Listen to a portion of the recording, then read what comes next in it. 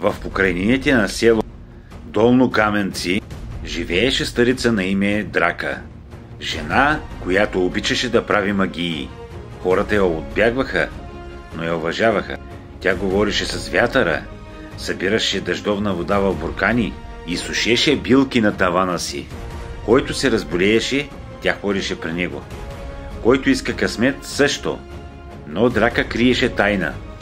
На края на селото имаше стара върба. Огромна, с черен ствол и клони големи, които се клатиха дори и в пълно безветрие. Под нея преди много години бил убит мъж, в когото Драка била влюбена. Бил млад, красив и женен за друга. След смъртта му Драка се затворила в себе си и никога повече не погледнала мъж. Но вечер слизала до върбата, оставила дарове и шепнала думи, които никой не разбирал. Една есенна нощ, когато луната се скрила зад облаците, група младежи решили да се направят шега. Намерили старо огледало и го поставили под върбата, вярвайки в легендата, че ако погледнеш в него точно в полунощ, ще видиш душата си. Точно в полунощ те се наредили един по един. Смях, шеги, бутилка ракия, но когато третото момче, Петър, погледнал в огледалото, лицето му се изкривило. Бил видял себе си, но не бил сам.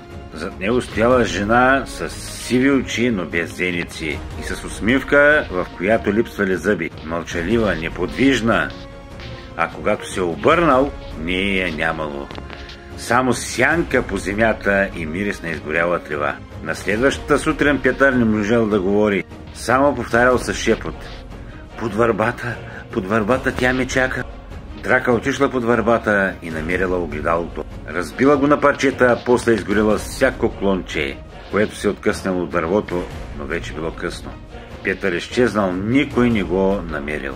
А под върбата поникнал ново коренче с червеникава кора и остри листа, които порязвали кожата пред опер.